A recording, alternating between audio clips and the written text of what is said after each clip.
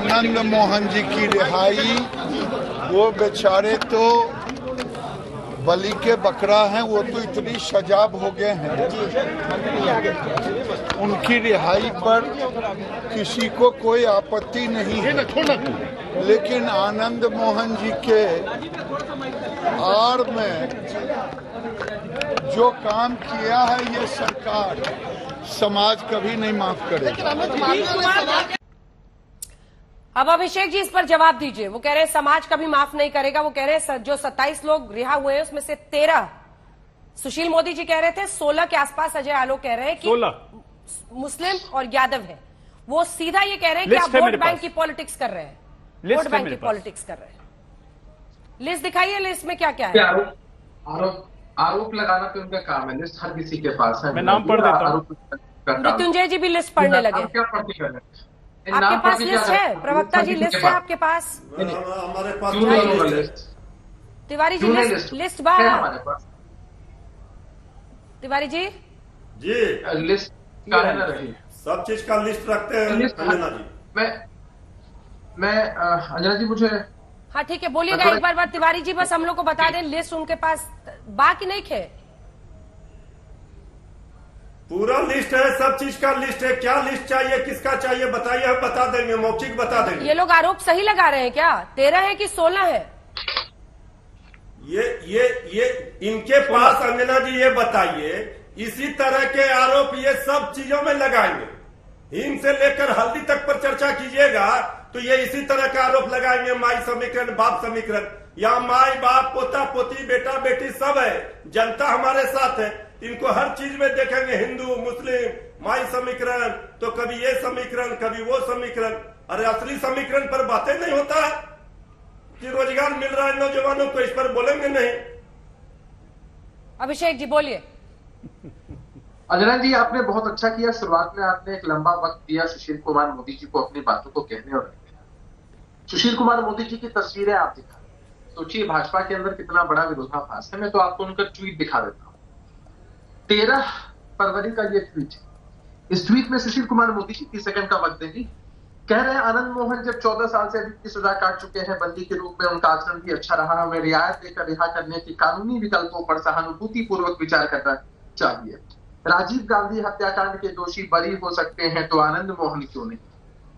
आनंद मोहन की रिहाई के लिए पहल करें नीतीश कुमार, और इसके लिए राज्य सरकार को कानून का पालन करते हुए गंभीरता से पहल करनी चाहिए। कह रहे हैं कि आनंद मोहन एनडीए के पुराने साथी रहे हैं, उन्होंने नीतीश कुमार के साथ मिलकर चुनाव लड़ा था। दुर्भाग्यपूर्ण घटना आनंद मोहन जी के जीवन और परिवार पर बहुत भारी पड़ी। ये संवेदना आप समझ रही है ना? संवेदना, एक तरफ कहा जा रहा है कि आनंद मोहन जी हत्यारे हैं और दूसरी तरफ कहा जा रहा है कि उनके जीवन और परिवार पर बहुत भारी पड़ा, ऐसे जैसे आनंद मोहन जी खुद ही एक बहुत बड़े पीड़ित हों। उन्हें मुक्ति मिलनी चाहिए ताकि वे सार्वजनिक जीवन में योगदान कर सकें। हत्याकांड में अंजना जी सबसे अंतिम में मैं दिखाना चाहता हूं अपने दर्शकों को, आप दिखलाइए ये टैगलाइन। सुशील कुमार मोदी जी का पोस्ट है कि हत्याकांड में उनकी कोई भूमिका नहीं थी। हत्याकांड में सबसे नीचे मैं दिखाता हूं, हत्याकांड में उनकी कोई भूमिका नहीं।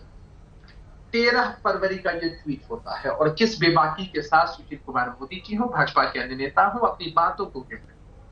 हमारी सरकार बायस नहीं है। हमने आम और खास का फर्क मिटाया है कि हत्या हत्या होती, एक दलित समाज से आने वाले व्यक्ति की हत्या हो या फिर वो सरकारी मुलाजिम हो तब हत्या हो, हत्या में जो दंड का प्रावधान है वो सेम होना चाहिए। इस निर्णय पर हमारी सरकार पहुंची। आपत्ति अगर आपको है तो आप चलिए सुप्रीम कोर्ट। और बिल्किस बानो के बलात्कारियों, सुशील कुमार मोदी जी कह रहे थे कि हीनियस क्राइम में तो सजा बढ़नी चाहिए। कंपेयर कर रहे आनंद मोहन जी के क्राइम को, जिसके बारे में सुशील कुमार मोदी जी खुद कह रहे हैं कि हत्याकांड में उनकी कोई भूमिका नहीं, उसको कंपेयर कर रहे हैं वो बलात्कार से।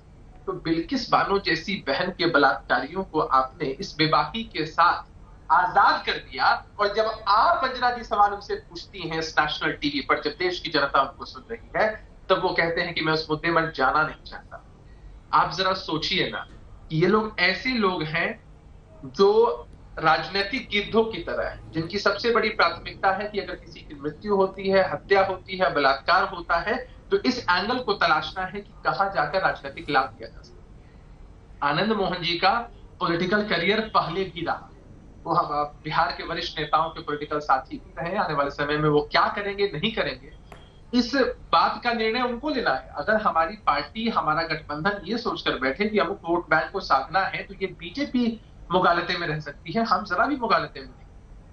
हमारे नेता की एक ही सोच है कि हम वोटों की चिंता करते हैं, वोटों की चिंता नहीं करते।